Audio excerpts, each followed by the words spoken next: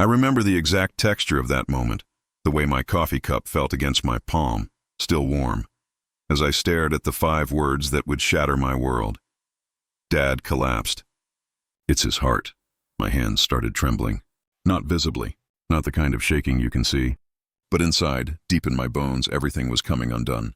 The ground beneath my $1,000 shoes, beneath my corner office on the 23rd floor, beneath the carefully constructed life I'd spent a decade building, it simply disappeared. And I fell. I fell through the life I thought I wanted and crashed into the life I'd been avoiding. I fell past my excuses, my rationalizations, my promises of next time and soon, and when things slow down. I fell through every missed dinner, every ignored phone call, every Christmas I'd cut short to check my email. I fell until I hit the truth. I'd become a stranger to the people who loved me most. A ghost in an expensive suit, successful, respected, completely, utterly alone. This is the story of that fall. And more importantly, this is the story of learning to fly. I remember the exact moment when everything I knew about myself became a lie. It was October 14th, a Tuesday. The kind of Tuesday that starts like any other Tuesday in Portland, Oregon. Gray skies pressing down on the city like a wool blanket. The smell of coffee and rain mixing in the air outside my apartment window. I was 32 years old and I thought I had it all figured out. My name is Marcus Thompson, and back then, I was a corporate attorney at Henderson & Clark, one of the most prestigious law firms in the Pacific Northwest. I wore $1,000 suits. I drove a BMW. I had a corner office on the 23rd floor with a view of Mount Hood on clear days, though clear days were rare in Portland. And honestly, I was usually too busy to look out the window anyway. I was engaged to Sarah Mitchell, a beautiful woman with honey blonde hair and green eyes that reminded me of sea glass. We'd met at a charity gala 3 years prior. She worked in marketing for a tech startup that had just gone public, making her not just beautiful but also successful, the complete package, as my mother loved to remind me every Thanksgiving. That morning, I woke up at 5:47 a.m., 13 minutes before my alarm. I always did. My body was trained like a military clock. Coffee at 6, shower at 6:15, dressed and out the door by 6:45, at the office by 7:15, before most of the other attorneys arrived. That was my edge. That was how you made partner by 35. Sarah was still asleep when I left. Her blonde hair spread across the white pillowcase like spilled honey. I didn't kiss her goodbye. I told myself it was because I didn't want to wake her. But the truth I wouldn't admit for months, was that we'd stopped really seeing each other somewhere along the way. We'd become two people living parallel lives that occasionally intersected at dinner parties and bed. The drive to the office was the same as always. NPR on the radio. A Grand Americano from the Starbucks on Morrison Street. The familiar ding of the elevator taking me up to 23. My secretary, Patricia, 60 years old with cat-eye glasses and a perpetual look of mild disapproval, already at her desk, handing me a stack of files before I even reached my office door. "The Westbrook deposition is at 10, she said. "Mr. Henderson wants to see you at 9. "And your mother called. Again." I nodded, taking the files, barely processing her words. Just another day. Just another set of tasks to complete. Boxes to check, hours to bill. I sat down at my desk, opened my laptop, and saw the email that would change everything. The subject line was simple. Urgent, Dad. It was from my sister, Emma, my younger sister by 4 years, the one who'd chosen a different path than me, social work instead of law, a small apartment in Seattle instead of a condo in Portland's Pearl District, a beaten-up Honda instead of a BMW. The sister I saw maybe twice a year, usually at Christmas and occasionally at our parents' anniversary dinner. My finger hovered over the mouse. Something in my chest tightened. A premonition, maybe, or just the third coffee of the morning hitting my nervous system. I clicked. "Marcus, you need to call me immediately. Dad collapsed this morning. They took him to Swedish Medical Center in Seattle. It's his heart. It's bad. Mom is losing it. Where are you? Why aren't you answering your phone?" I stared at the words, reading them 3 times before they made sense. My phone.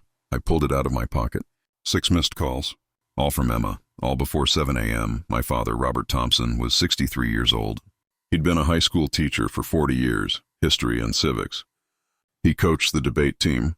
He volunteered at the local library on weekends. He wore cardigan sweaters with elbow patches and still read the newspaper in print every morning. He was the most stable, reliable, healthy person I knew. Heart attack didn't fit. Heart attack was for other people's fathers. I stood up so fast my chair rolled backward and hit the window. Patricia appeared in my doorway, her face concerned. "Mr. Thompson." "I have to go," I said. "Family emergency. Cancel everything. The Westbrook deposition. Everything, Patricia." I grabbed my coat and ran. The drive from Portland to Seattle usually took about 3 hours. I made it in 2.5. I don't remember most of it, just fragments. The blur of pine trees. The rain starting around Olympia. My hands gripping the steering wheel so tight my knuckles were white. My phone ringing twice, Sarah, then Mr. Henderson, and me ignoring both calls. All I could think about was the last time I'd seen my father. It had been August. 2 months ago. He and my mother had driven down to Portland for the weekend. Dad wanted to see some exhibit at the Portland Art Museum about the civil rights movement. I'd meant to meet them for dinner on Saturday, but I'd gotten pulled into an emergency client call that lasted 4 hours, and by the time I was free, they'd already started driving back to Seattle. I'd texted him an apology. He'd responded with a single sentence. "It's okay, son. I'm proud of you." I hadn't called him back. I'd been too busy. Swedish Medical Center loomed ahead, all glass and steel and that particular smell that hospitals have, antiseptic and fear and bad cafeteria coffee. I parked in the emergency lot, didn't bother to pay the meter, just ran. Emma was in the waiting room on the 4th floor, cardiac unit. I saw her before she saw me. She looked smaller than I remembered, curled up in one of those uncomfortable plastic chairs they put in hospitals, her dark hair pulled back in a messy ponytail, her eyes red and swollen. She was wearing jeans and an old Seahawks sweatshirt, our dad's sweatshirt, I realized. The one he'd worn every Sunday during football season for as long as I could remember. "Emma," I said. She looked up, and something in her face broke. She stood up and walked toward me, and for a moment I thought she was going to hug me. Instead, she stopped 3 feet away and just stared at me. "You're late," she said quietly. "He's been in surgery for 2 hours. I came as fast as I could. I was in Portland. I had to..." "You had to what, Marcus? Finish a meeting? Send an email? Bill another hour?" Her voice wasn't angry. That was what made it worse. It was just tired, disappointed, like she'd expected me to be late and I'd proven her right. "That's not fair," I said. "Isn't it?" Before I could respond, a doctor appeared, young, probably my age, with kind eyes and scrubs that were too big for her small frame. Dr. Rachel Kim, according to her name tag. Thompson family. Emma and I both turned. My mother appeared from somewhere. I hadn't even seen her. Sitting in the corner by the window, and suddenly she was there, gripping my hand with surprising strength for a woman who barely came up to my shoulder. "How is he?" Mom asked, her voice shaking. "Please, how is Robert?" Dr. Kim's face was carefully neutral. Professional. That's when I knew it was bad. "The surgery went as well as we could have hoped," she began, and I felt my mother's grip tighten. "We were able to clear the blockage and place 2 stents. But Mr. Thompson's heart sustained significant damage.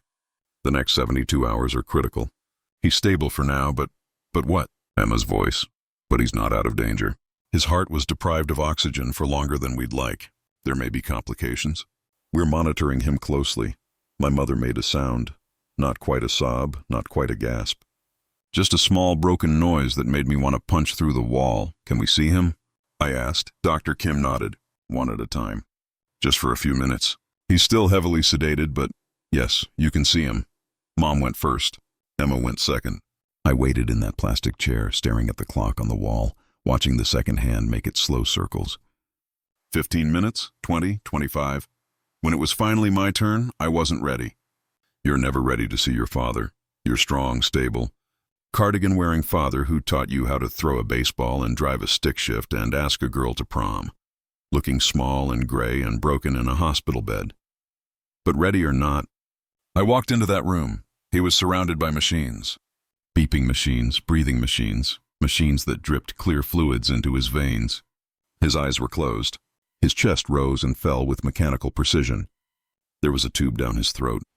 His hands, those hands that had graded 10,000 papers and coached 100 debates and held my mother's, hand through 40 years of marriage. Lay still and pale on the white sheets. I stood in the doorway. Frozen. You can touch him, the nurse said softly. She was adjusting something on one of the machines. He might hear you. Talk to him. It's good for them to hear familiar voices. I walked to the bedside, sat in the chair someone had placed there, reached out and took his hand, carefully like he might break. His hand was cold. Hey, Dad, I said, and my voice cracked. It's Marcus. I'm here. I'm sorry I'm late. I'm sorry I stopped. What was I apologizing for? Being late to the hospital? Or being late to everything else? I sat there for 10 minutes holding his hand, saying nothing. What do you say to someone who might not wake up? What do you say when you realize you've spent the last decade of your life too busy to say anything at all? When the nurse gently told me my time was up, I stood, looked down at my father one more time. I'm going to do better, Dad, I whispered. I promise, just wake up, please. The machines beeped their steady rhythm. Dad didn't respond.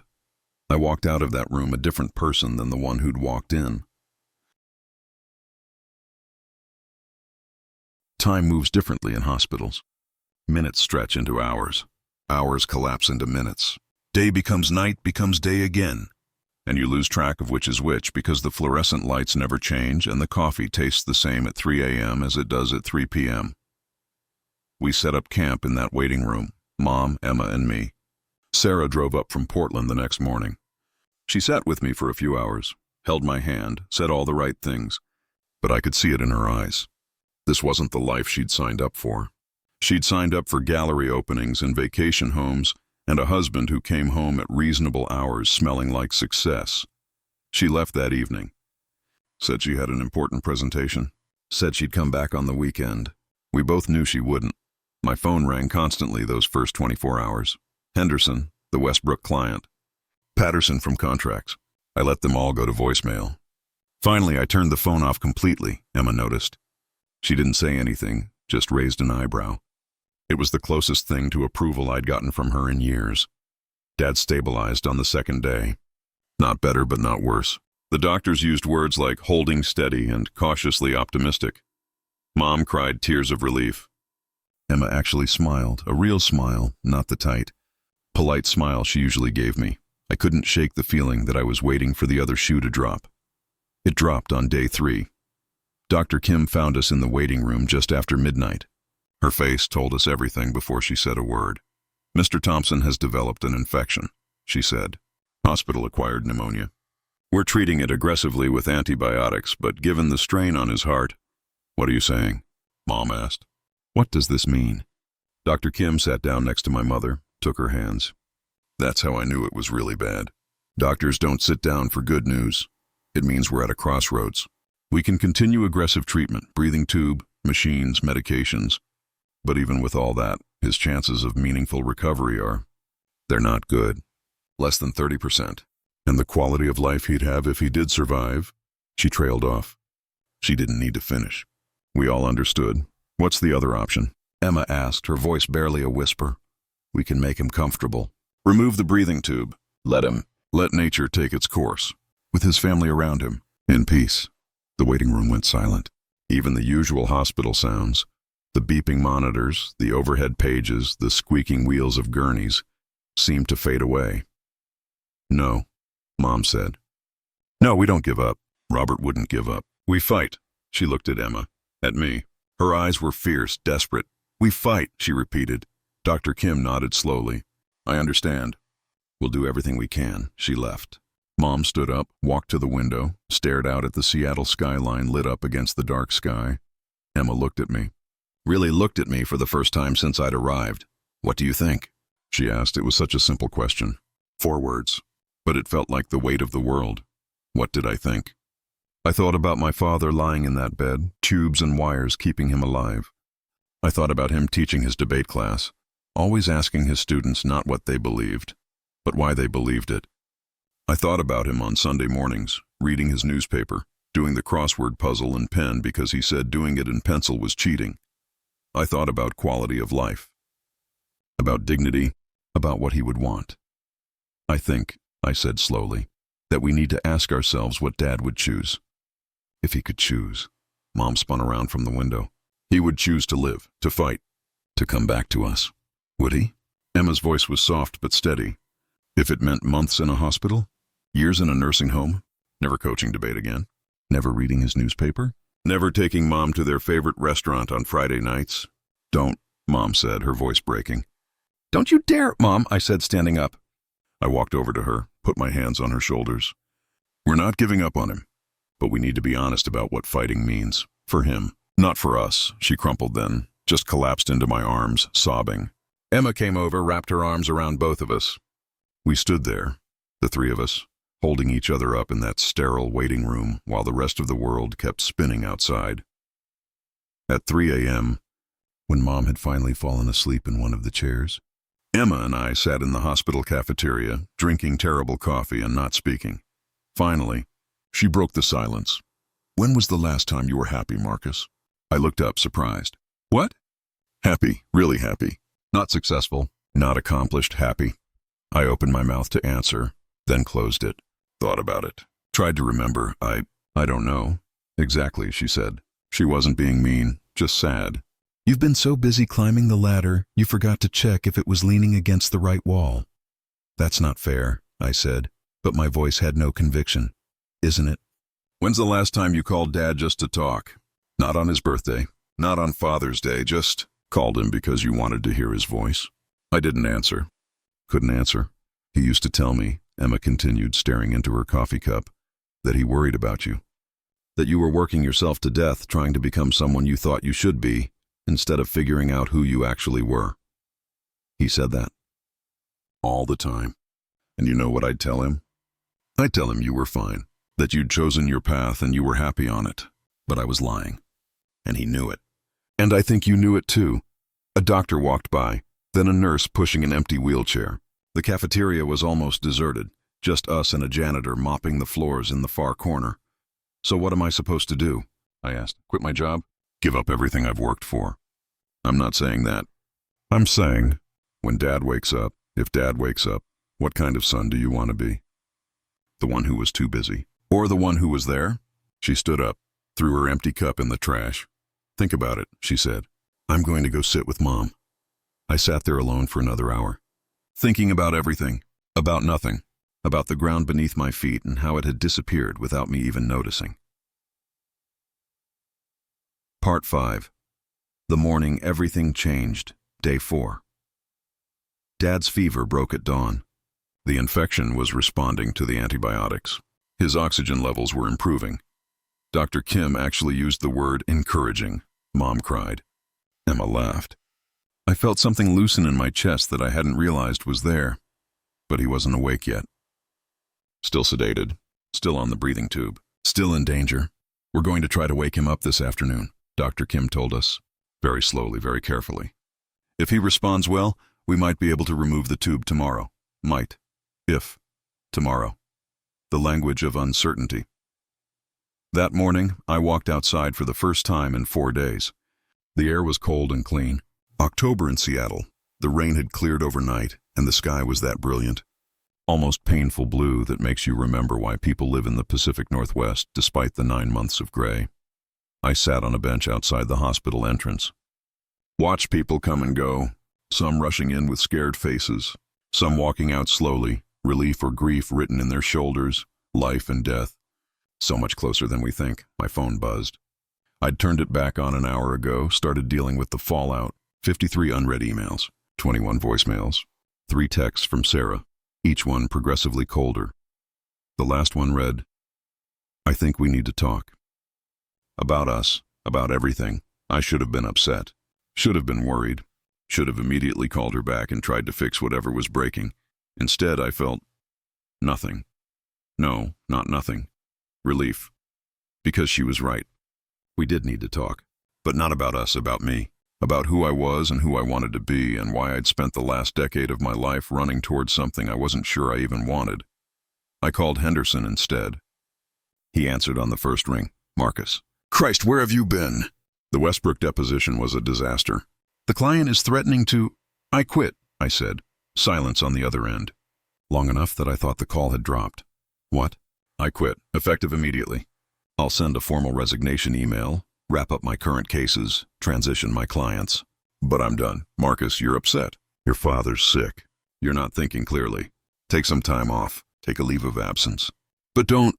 I'm thinking more clearly than I have in 10 years, I said. Thank you for the opportunity. I mean that. But this isn't the life I want anymore. I hung up. Turned off the phone. Sat there feeling the sun on my face. The ground had disappeared beneath me 4 days ago. But for the first time I wasn't falling. I was flying. They woke Dad up at 2 p.m. We weren't allowed in the room, just Dr. Kim and 2 nurses, monitoring every beep and breath and heartbeat. But we stood outside the door, watching through the window, holding our breath. I saw the moment his eyes opened. Saw the confusion, the fear. Saw the nurse lean down, saying something we couldn't hear. Saw his eyes focus, understanding slowly dawning. Then Dr. Kim came to the door. He's awake. He's responsive. He knows where he is. You can come in. Just one at a time and just for a minute. Mom went first. Came out crying but smiling. He squeezed my hand, she said. He knows me. Emma went next. Stayed longer. Came out with red eyes but a real smile. Then it was my turn. I walked into that room and my father's eyes found mine immediately. He couldn't talk. The breathing tube was still in, wouldn't come out until tomorrow if things stayed stable. But he was awake. He was there. I sat down next to the bed. Took his hand. It was warmer than it had been 4 days ago. Hey, Dad, I said. Welcome back. He squeezed my hand. Weak but definite. You scared us, I continued. Scared me. I thought I'd lost you before I got to tell you. I stopped. Swallowed hard. I quit my job this morning, I said. Just walked away from it all. Mom and Emma don't know yet. You're the first person I'm telling. And I know what you're thinking. That I'm making a rash decision. That I'm throwing away everything I worked for. But I'm not. I'm finally figuring out what actually matters. His eyes were locked on mine. Intense, focused. Like he was trying to tell me something but couldn't get the words out past the tube. You were right, I said. About everything. About me working too much. About me losing myself. About me forgetting what's important. You tried to tell me. Emma tried to tell me. But I was too busy to listen. A tear rolled down his cheek. Just one tracking down the side of his face to the pillow. I'm listening now, Dad, I promise. I'm going to do better. Be better. Not a better attorney. A better man. A better son. He squeezed my hand again. Harder this time. A nurse appeared at my shoulder. Mr. Thompson, I'm sorry, but we need to let him rest. I nodded, stood up, leaned down and kissed my father's forehead. Something I hadn't done since I was a child. I love you, Dad, I whispered. He mouthed something. I couldn't hear it past the tube, but I didn't need to. I knew what he was saying. I love you too, son. Part 7. The rebuilding. Dad came home 3 weeks later. Not all the way home. He had to spend another month in a cardiac rehabilitation facility, learning to walk again, building back his strength. But he was awake, alert, talking, making terrible jokes that made the nurses laugh and roll their eyes. He'd have to take 12 medications every day for the rest of his life. He'd never coach debate again. The stress would be too much for his damaged heart. He'd have to watch his diet, his activity level, his stress. But he was alive. I moved back to Seattle 2 weeks after Dad woke up. Broke the lease on my Portland condo. Put most of my furniture in storage. Moved into my old bedroom in my parents' house. The same room I'd had in high school, still painted the same shade of blue. My old debate trophies still on the shelves. Sarah and I broke up over the phone. It was remarkably civil. She kept the ring. I kept my self-respect. We both admitted what we'd known for months. We were together because it looked right on paper, not because it felt right in reality. I hope you find what you're looking for, she said at the end of the call. I think I already did, I replied. I just wasn't looking in the right place. I took the bar exam in Washington. I'd only been licensed in Oregon. Started looking for a new job, not at a big firm this time. Something different, something that mattered. Emma helped. She'd been a social worker for 8 years, knew everyone in the nonprofit world in Seattle. She introduced me to people. Open doors. Just don't expect the same salary, she warned, grinning. We nonprofit folks are in it for the glamour, not the money. I laughed. Realized I hadn't really laughed. Really felt joy bubble up from somewhere deep inside, in years. 3 months after Dad's heart attack, I accepted a job at the Northwest Justice Project, providing free legal services to low-income families. The pay was less than a third of what I'd been making. The office was in a converted warehouse in South Seattle. My office was a desk in a shared workspace with 3 other attorneys. I'd never been happier. Part 8. The lesson, 1 year later. October 14th, a Tuesday. I woke up at 7 a.m., not 5:47, but 7. Made coffee in my parents' kitchen while Mom hummed to herself, making Dad's heart-healthy oatmeal. Dad shuffled in, wearing his old Seahawks sweatshirt, moving slower than he used to, but moving. "Morning, son," he said, settling into his chair at the kitchen table. "Morning, Dad. How are you feeling?" "Alive," he said, grinning. "That's about all I can ask for." Emma came over around 10. We all drove to the lake, Green Lake, where we used to go when Emma and I were kids. We walked slowly, matching our pace to Dad's. He couldn't walk far, had to stop every few hundred feet to rest. But he was walking. We sat on a bench overlooking the water, watched dogs chase frisbees, watched kids feed ducks, watched the world go by. "You know what today is?" Dad asked suddenly. "Tuesday," I said. "1 year," he said. "1 year since my heart stopped. Since I almost—" He didn't finish the sentence. "Didn't need to. Best worst day of my life," I said. He looked at me surprised. "What?" "That day. When you collapsed. When I got Emma's email. When the ground disappeared beneath me." I paused, trying to find the right words. "It was the worst day of my life because I almost lost you. But it was also the best day because it woke me up, made me realize what I'd become, what I was losing while I was too busy winning." Dad reached over, put his hand on my shoulder. Squeezed. "I'm proud of you, Marcus," he said, "not for being an attorney, not for your job or your accomplishments. I'm proud of you for having the courage to start over, to admit you were wrong. That takes more strength than most people ever find." Emma leaned her head on my shoulder. Mom took Dad's hand. We sat there, the 4 of us, watching the lake sparkle in the October sun. A year ago, I'd had a corner office, a BMW, a beautiful fiancé, and a 6-figure salary. Today, I had a shared desk, a 10-year-old Subaru, a studio apartment in Capitol Hill, and a job that barely covered my student loans, and I'd never felt richer. People think recovery is linear, that you hit bottom, have your epiphany, make your changes, and then everything gets better. The end. Roll credits. It doesn't work that way. There were hard days. Days when I questioned whether I'd made the right choice leaving the firm. Days when I saw my former colleagues posting on LinkedIn about making partner, closing big deals, buying vacation homes. Days when I felt like I'd thrown away everything I'd worked for. There were days when Dad had setbacks, when his chest hurt and we rushed him to the ER, hearts in our throats, only to find out it was indigestion. Days when he was depressed, frustrated with his limitations, angry at his body for betraying him. There were days when Emma and I fought, really fought, years of resentment and disappointment bubbling to the surface. Days when she told me I couldn't just show up after a decade of being absent and expect everything to be fixed. Days when she was right. There were days when I missed Sarah. Not Sarah specifically, but the idea of Sarah. The comfortable, easy relationship. The life that looked good from the outside, but there were more good days than bad. Days when I won a case for a single mother who was about to be evicted, and she hugged me and cried with relief. Days when Dad and I watched football together, and he explained the plays to me like I was 12 years old again, and I let him. Days when Emma called me just to talk, not because she needed something, but because she wanted to. Days when I woke up in my small apartment, made coffee in my cheap coffee maker, walked to my office past the homeless camp under the freeway, and felt more purposeful than I ever had in my corner office overlooking Mount Hood. The fight wasn't one moment. It wasn't quitting my job or moving to Seattle or breaking up with Sarah. The fight was every day, every choice, every moment when I had to decide, do I go back to the life that looks good, or do I keep building the life that feels good? I chose the fight. Every damn day I chose the fight. Part 10, the moment of truth.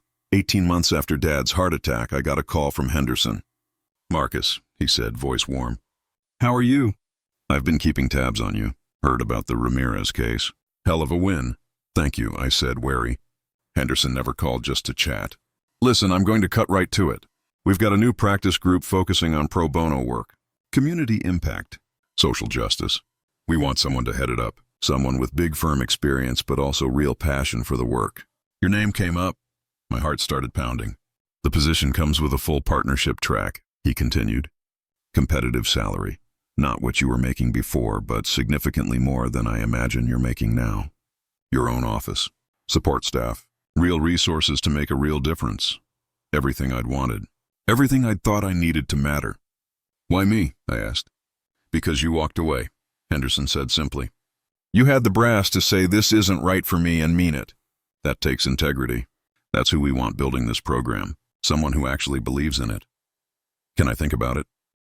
I remember the exact texture of that moment, the way my coffee cup felt against my palm, still warm, as I stared at the 5 words that would shatter my world. Dad collapsed. It's his heart. My hands started trembling. Not visibly, not the kind of shaking you can see, but inside, deep in my bones, everything was coming undone. The ground beneath my $1,000 shoes, beneath my corner office on the 23rd floor, beneath the carefully constructed life I'd spent a decade building, it simply disappeared. And I fell. I fell through the life I thought I wanted and crashed into the life I'd been avoiding. I fell past my excuses, my rationalizations, my promises of next time and soon, and when things slow down. I fell through every missed dinner, every ignored phone call, every Christmas I'd cut short to check my email. I fell until I hit the truth. I'd become a stranger to the people who loved me most. A ghost in an expensive suit, successful, respected, completely, utterly alone. This is the story of that fall. And more importantly, this is the story of learning to fly.